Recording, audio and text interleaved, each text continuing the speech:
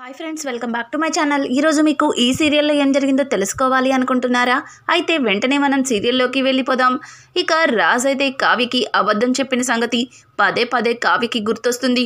వెళ్ళి డైరెక్ట్గా అడగాలి అంటే మళ్ళీ ఏం జరుగుతుందో, మళ్ళీ ఏం గొడవలు మొదలవుతాయో అని చెప్పి కావ్య తన అనుమానాలని, బాధలని తన మనసులోనే దాచిపెట్టుకుంటుంది. అసలు రాజ్ ఎందుకు ఆ అమ్మాయితో పర్సనల్గా కలవాల్సి వచ్చింది? అసలు ఆ అమ్మాయికి ఈయనకి ఉన్న సంబంధం ఏంటి? పైగా ఆ అమ్మాయితో అంత చనువుగా ఉన్నారేంటి అని చెప్పి కావ్య అయితే ఇక అవన్నీ తెలుసుకోవాలని ఇంకా తను ఆలోచించడం మొదలు పెడుతుంది. ముందు అసలు ఆ అమ్మాయి ఎవరో తెలుసుకుంటే ఈయన ఎందుకు నాకు అబద్ధం చెప్పారు అన్నది కూడా బయటికి వస్తుంది. కొంపతీసి ఆయన ఆ అమ్మాయిని ప్రేమించలేదు కదా, ప్రేమించడం వల్లే నన్ను దూరం పెట్టుంటారా అని చెప్పి కావ్య అయితే ఇలా 100 రకాలుగా ఆలోచిస్తూ ఇంకా అలానే కూర్చుని బాధపడుతూ ఉంటుంది. కింద చూస్తే అందరూ కూడా కావ్య ఇంకా కాఫీ తీసుకురాలేదే అని చెప్పి అందరూ అమ్మ కావ్య కావ్య అని పిలుస్తూ ఉంటుంది. ఇంద్రాదేవి అయితే ఇక కావ్య ఉలిక్కిపడి వస్తున్నాను అమ్మమ్మ గారు అని చెప్పి ఇక కిందకు వెళ్ళి అందరికీ కూడా కాఫీ కలిపి ఇస్తుంది. మనిషి కాఫీ ఇస్తుంది కానీ పరధ్యానంగా కనిపిస్తుంది. అమ్మ కావ్య, నిన్న రాజ్ కోసం ఆఫీస్కి భోజనం తీసుకువెళ్ళావు, అప్పటి నుంచి ఏదో పరధ్యానంగా కనిపిస్తున్నావు, ఏం జరిగిందమ్మా అని చెప్పి ఇంద్రాదేవి అయితే ఇక కావ్యని అడుగుతుంది. ఇంకా ఎంతలో సీతారామయ్య కూడా ఏంటమ్మా ఏం జరిగిందో అడిగితే చెప్పటం లేదు, కానీ ఏదో పరధ్యానంగా ఉన్నావు, మళ్ళీ వాడేమన్నా తోక జాడించాడా అని అనడంతో అయ్యో తాతయ్య గారు అదేమీ లేదు, నాకే కొంచెం తలనొప్పిగా ఉంది అని చెప్పి కావ్య అనడంతో అప్పటికే కావ్య ఇంట్లో పనులన్నీ చకచక చేసే మనిషి ఆ రోజు చాలా డల్గా కనిపించడంతో అపర్ణ మొదటిసారిగా కొంచెం కావ్య విషయంలో ఫీల్ అవుతుంది. అంతగా తలనొప్పిగా ఉంటే వెళ్ళి రెస్ట్ తీసుకోమను, ఇంట్లో ఇంతమంది పని వాళ్ళు ఉన్నారు కదా, ఎవరో ఒకరు ఇంట్లో పనంతా చూసుకుంటారు, మరి తలనొప్పితో కూడా ఇంట్లో పనులన్నీ తానే చేస్తున్నట్లుగా ఇక్కడ అందరి దగ్గర ప్రూవ్ చేసుకోనక్కర్లేదు అని చెప్పి అపర్ణాదేవి అయితే ఇక అలా అని అక్కడి నుంచి వెళ్ళిపోతుంది. నువ్వేమనుకోకమ్మా, అపర్ణ గురించి నీకు తెలిసిందే కదా అని అనడంతో అయ్యో అమ్మమ్మ గారు, మొదటిసారి అత్తయ్య గారు నాకు తలనొప్పిగా ఉంది, బాగోలేదు, రెస్ట్ తీసుకోమని చెప్పారు, నేను తలనొప్పిగా ఉన్నా సరే ఇక్కడ పనులన్నీ చేస్తున్నానని ఆవిడ బాధపడ్డారు, చాలు నాకు అది చాలు అని చెప్పి కావ్య అక్కడి నుంచి ఇక గదిలోకైతే వెళ్తుంది. ఇంతలో రాజ్ అయితే అద్దం ముందు నుంచుని తెగ స్ప్రే చేసుకుని వెనక్కి ముందుకి డ్రెస్ని చూసుకుంటూ ఉంటాడు. ఏంటి ఆఫీస్కి మధ్యన చాలా త్వరగా వెళ్తున్నారు, ఏంటి సంగతి అని చెప్పి కావ్య అడగడంతో ఏం మాట్లాడుతున్నావు, ఆఫీస్కి నేను ఎందుకు త్వరగా వెళ్తా, వర్క్ ఎక్కువగా ఉంది, అలాగే ఫస్ట్ ఆఫీస్లో సీఈఓలో కదా ముందు వెళ్ళాలి, మనం వెళ్తేనే కదా పని వాళ్ళు కూడా త్వరగా వచ్చేది, మన ఆఫీస్ అది అని చెప్పి రాజ్ అయితే ఇక రకరకాలుగా చెప్పేస్తూ ఉంటాడు. చాలా బాగా చెప్తున్నారు, ఈ మధ్యన మీరు అబద్ధాలు కూడా చెప్పడం మొదలుపెట్టారని నాకు కూడా నిన్ననే తెలిసింది అని చెప్పి కావ్య అనడంతో నేనేం అబద్ధం చెప్పాను, అసలు దేని గురించి మాట్లాడుతున్నావు, వంకరగా కాకుండా స్ట్రైట్గా మాట్లాడు అని అనడంతో మీరు ముందు స్ట్రైట్గా మాట్లాడడం నేర్చుకోండి, ఆ తర్వాత ఎదుటి వాళ్ళు మాట్లాడేది అర్థమవుతుంది అని చెప్పి కావ్య చిరాకు పడుతూ కిందకి వెళ్ళిపోతుంది. ఇదేంటిది, ఇది నిన్నటి నుంచి తేడాగా మాట్లాడుతుంది, కొంపతీసి ఇది నన్ను చూసేసిందా, లేకపోతే కావాలని నాతో ఇలా మాట్లాడుతుందా, లైట్ తీసుకోవాలే అని చెప్పి రాజ్ మళ్ళీ క్యాజువల్గా తీసుకుంటాడు. ఇంతలో శ్వేత కాల్ చేస్తుంది. శ్వేత కాల్ చేసి ఏంటి రాజ్, నీ కోసం ఎంతసేపు వెయిట్ చేయాలి, త్వరగా రా అని అనడంతో చూడు శ్వేత, డైలీ కలవడం అంటే చాలా కష్టం, నిన్న ఐస్ క్రీమ్ పార్లర్ దగ్గరే నన్ను ఎక్కడ నా భార్య కానీ నా రిలేటివ్స్ కానీ చూస్తారేమో అని చాలా టెన్షన్ పడ్డాను, మళ్ళీ ఇప్పుడు అదే ప్లేస్ అంటే కష్టం, ఈసారి అక్కడ కాదు అని అనడంతో అట్నుంచి శ్వేత కూడా లేదు రాజ్, ఈసారి అక్కడ కాదు, నేను ఇంకో దగ్గరికి ప్లాన్ చేశాను, నువ్వు త్వరగా రా అని చెప్పి ఇక శ్వేత అయితే కాల్ కట్ చేస్తుంది. ఇదంతా కూడా బయట గుమ్మం బయట నుంచి కావ్య వినేస్తుంది. ఇక కావ్య అయితే తట్టుకోలేక లోపలికి వెళ్తుంది. ఎవరు శ్వేత అని అడగడంతో ఒక్కసారిగా రాజ్ ఉలిక్కిపడి తన చేతిలో ఉన్న ఫోన్ని కింద పడేస్తాడు. ఏంటండి అంత కంగారు పడుతున్నారు, శ్వేత ఎవరు అని జస్ట్ నార్మల్గానే అడిగాను. కానీ మీరేదో ఒక పోలీస్కి దొంగ దొరికిపోయినట్లు అంత బెదిరిపోతున్నారు అని అడగడంతో శ్వేత ఎవరు లేదు, నువ్వు నువ్వు తప్పుగా విన్నావు అని అంటూ ఉంటే, నేను జస్ట్ నార్మల్గానే అడిగాను, కానీ మీరు అంత తడబడుతున్నారు అంటే మీరేదో తప్పు చేస్తున్నారని నాకు అర్థమవుతుంది.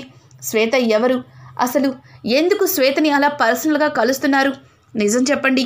శ్వేత నిజంగా మీ స్నేహితురాలైతే ఇంటికే పిలిచి మాట్లాడవచ్చు, కానీ పర్సనల్గా తనతో సపరేట్గా వెళ్ళి కలవనవసరం లేదు. అసలు శ్వేత ఎవరో చెప్తారా లేదా అని కావ్య గట్టిగా రాజ్ని నిలదీస్తుంది. చూడు, శ్వేత నా పర్సనల్, ఇక శ్వేత గురించి మర్చిపో అని రాజ్ కావ్యకి మళ్ళీ ప్రశ్న వేయకుండా సమాధానం చెప్తాడు. ఓ, శ్వేతని పర్సనలా, మరి నేనేంటి అని అడగడంతో సాటి మనిషి అని రాజ్ అయితే చాలా క్యాజువల్గా చెప్తాడు. ఏంటి, నేను మీకు సాటి మనిషినా? మరి దీనికి సమాధానం చెప్పండి అని తన మెడలో మంగళసూత్రాన్ని చూపిస్తుంది. చెప్పాను కదా, అది నేను ఇంట్లో వాళ్ళ కోసమే నీ మెడలో కట్టాను, కానీ నువ్వు దాన్ని నేను ప్రేమగా కట్టాను అని మాత్రం ఎన్నటూ అనుకోకు అని అనడంతో, ఏవండి మీరు మరచిపోయినా నేను మీ భార్యనండి, మీ దుగ్గిరాల కుటుంబానికి కోడలనండి అని అంటూ ఉంటే, అది నువ్వు అనుకుంటే సరిపోదు, నేను కూడా అనుకోవాలి కదా. నువ్వు ఎప్పటికీ ఈ రాజ్కి భార్య కాలేవు, అర్థమవుతుందా?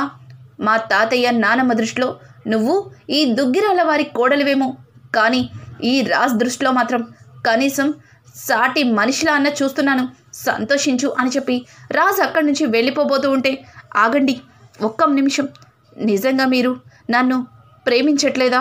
మీ మనసులో నాకు స్థానం లేదా అని అడగడంతో, ఏం మాట్లాడుతున్నావు? సాటి మనిషిలా కూడా నిన్ను చూడను అంటే నా మనసులో స్థానం గురించి మాట్లాడుతున్నావు? అసలు నీకు బుద్ధుందా? నేను నిన్ను భార్యగానే అంగీకరించినప్పుడు నా మనసులో నీకు చోటెలా ఇస్తాననుకుంటున్నావు అని అడగడంతో, సరే అయితే నా సమాధానం కూడా వినండి అని చెప్పి కావ్య అయితే ఇక రాజ్తో, నేను ఈ ఇంటి నుంచి వెళ్ళిపోవాలి అనుకుంటున్నాను అని అనడంతో, అదేంటది, మన ఇద్దరి మధ్యలో 3 నెలల ఒప్పందం ఉంది కదా, 3 నెలలు పూర్తయిన తర్వాత వెళ్ళిపో అని రాజ్ అయితే చాలా క్యాజువల్గా కావ్యతో అంటాడు. ఏంటండి, ఇంట్లో నుంచి వెళ్ళిపోతాను అంటే కూడా మీకు జోక్గా కనిపిస్తుందా?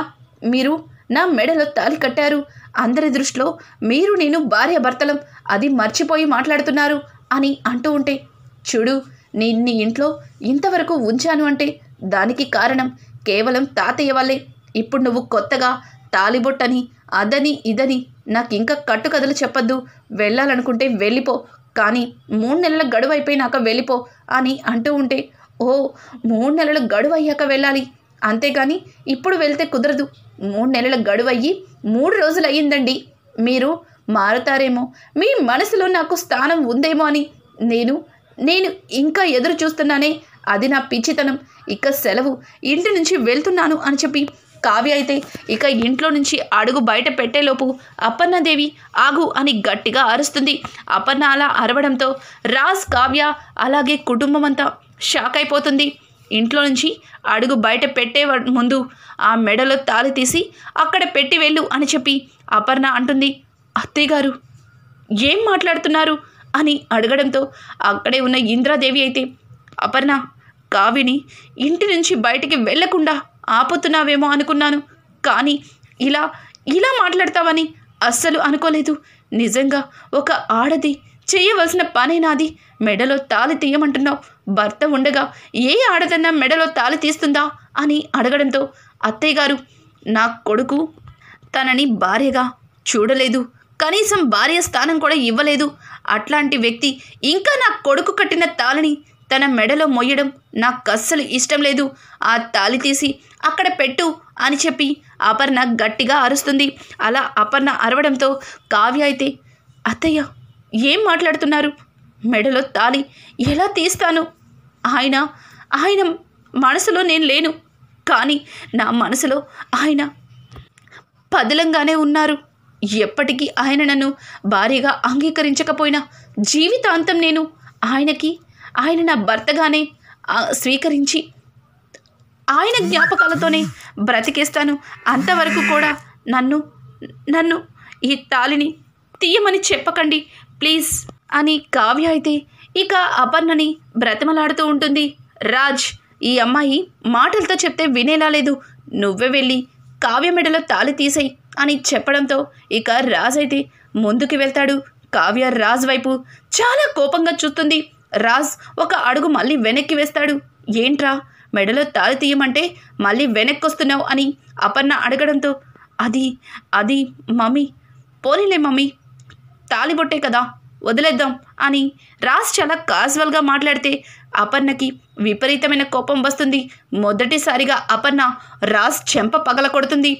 ఏంట్రా, ఏంటి ఇంకా చూస్తున్నావేంటి, నీ భార్యని తీసుకొని లోపలికి వెళ్ళు అని అనడంతో ఇంట్లో అందరూ కూడా ఊహించని షాకే ఎదురవుతుంది. మమ్మీ అని అంటుంటే షటప్ రాజ్, నా పెంపకం ఇలా ఉంటుందని, నువ్వు ఇలా మారతావని అస్సలు ఊహించలేదు. తను నిన్ను ఎంత ప్రాణంగా ప్రేమిస్తుందో నీకు ఇంకా అర్థం కావటం లేదేంటి? ఇంకా తనని బాధ పెట్టడం నీకు సవ్యం కాదు. ఇన్ని రోజులు కూడా నా కొడుకు ప్రేమించిన వ్యక్తి తన భార్యగా వచ్చింది అని చెప్పి చాలా బాధపడ్డాను. ఒక అమ్మాయిని ప్రేమించాను అని చెప్తే గుడ్డిగా నమ్మి ఆ అమ్మాయి పెళ్లి సంబంధాలు మాట్లాడడానికి వెళ్తే చివరికి ఆ అమ్మాయి పీటల మీద నుంచి లేచి వెళ్ళిపోయింది. ఇంటి పరువు కోసం పీటల మీద కూర్చుని నీతో తల వంచి తాళి కట్టించుకుంది. అలాగే ఈ కుటుంబ గౌరవం కోసం, ఈ కుటుంబ మర్యాదల కోసం ఎంతో పాటుపడింది. చివరికి నువ్వు వేరే అమ్మాయితో మాట్లాడుతున్నావన్న నిజాన్ని తెలిసిన తరువాత కూడా ఎవ్వరికీ నిజం చెప్పలేక నీ మనసులో తనకి స్థానం లేదు అన్న ఒక్క చిన్న విషయంతో ఇంట్లో నుంచి అడుగు బయట పెడుతుంది. ఇంకా ఏం కావాలరా? ఒక ఆడపిల్లకి ఉండవలసిన లక్షణాల కంటే ఎక్కువే ఉన్నాయి ఈ కావ్యలో. కానీ నువ్వు కావ్యని ఎందుకు అర్థం చేసుకోలేకపోతున్నావు అని చెప్పి రాజ్ మీద ఇక అపర్ణ అయితే చాలా పెద్దగా అరుస్తుంది. అలాగే అపర్ణ కావ్యని దగ్గరికి తీసుకుని ఇటువంటి కోడలు ఈ దుగ్గిరాల వారింటికి రావడం నిజంగా మేం చేసుకున్న జన్మజన్మల అదృష్టం అని చెప్పి అపర్ణాదేవి కావ్యని పొగడేస్తూ ఉంటుంది. ఇక రాజైతే మమ్మీ, ఇదంతా కూడా నేను నిన్ను కావ్యని కలపడానికి ఆడిన నాటకం, కానీ ఇది ఇంత దూరం వెళ్తుందని ఊహించలేదు. శ్వేత ఎవరు కాదు మమ్మీ, శ్వేత నువ్వు ఆ రోజు శ్వేతని సరిగా చూడలేదు. శ్వేత మన మావయ్య కూతురే మమ్మీ అని అనడంతో, ఏంటి మావయ్య కూతురా? ఏ మావయ్య? ఎవరి గురించి మాట్లాడుతున్నావు అని చెప్పి అపర్ణ అయితే రాజ్ని అడుగుతుంది. మమ్మీ, నువ్వు అలాగే మావయ్య చిన్నప్పుడు గొడవల్లో విడిపోయారు. ఇప్పటికీ మావయ్యతో నువ్వు మాట్లాడట్లేదు, కానీ మావయ్యతో నేను కాంటాక్ట్లోనే ఉన్నాను. మావయ్య కూతురే ఈ శ్వేత గురించి ఇక నిజాన్ని ఇంట్లో అందరి ముందు బయట పెడతాడు. అలాగే కావ్యని తన భార్యగా దుగ్గిరాల వారింటి కోడలిగా అందరి ముందు పరిచయం చేస్తాడు. ఇంకా కావ్యకైతే ఊహించలేని సంతోషం. అలాగే సీతారామయ్య, ఇంద్రాదేవి కుటుంబం మొత్తం చాలా సంతోషిస్తుంది. ఒక విధంగా కావ్యని అందరూ కూడా ఇంటి కోడలిగా తనని అర్థం చేసుకుని ఒప్పుకుంటారు. ఇక ఇక్కడ చూస్తే అనామిక పరిస్థితి ఇంకొకలా ఉంటుంది. ఇదేంటిది, ఈ కావ్యని ఇంటి నుంచి వెళ్ళగొట్టాలి అనుకుంటే ఇలా కుటుంబం మొత్తం కావ్యని కోడలిగా ఒప్పేసుకుంది. ఇప్పుడు కావ్యని ఇంటి నుంచి వెళ్ళగొట్టాలంటే నాకు ఇంకా కష్టమవుతుందేమో. కళ్యాణ్ని ఇంటి నుంచి దూరంగా తీసుకెళ్ళిపోవాలి అనుకుంటే నా ప్లాన్ ఇలా రివర్స్ అయిందేంటి, అసలు ఏం చేయాలి అని చెప్పి ఇక అనామిక అయితే మళ్ళీ ఆలోచించడం మొదలు పెడుతుంది. అంటే ఇదంతా కూడా కావాలని అనామికనే చేసిందా? అసలు ఇదంతటికి కారణం ఎవరు? నిజంగానే రాజ్ ఈ రకంగానే ప్లాన్ చేశాడా? రాజ్ అనామిక వేస్తున్న ప్లాన్స్ని ముందుగానే గెస్ చేస్తున్నాడా? అంటే అనామిక ఆస్తి కోసమే కళ్యాణ్ని పెళ్లి చేసుకుంది అన్న సంగతి రాజ్కి తెలిసిపోతుందా? రానున్న ఎపిసోడ్స్ మరింత ఇంట్రెస్టింగ్గా మారబోతున్నాయి. ఇక ఈ వీడియో నచ్చినట్టయితే లైక్ చేసి సబ్స్క్రైబ్ చేసుకోవడం మాత్రం మర్చిపోకండి. Thanks for watching. Hi friends, welcome back to my channel.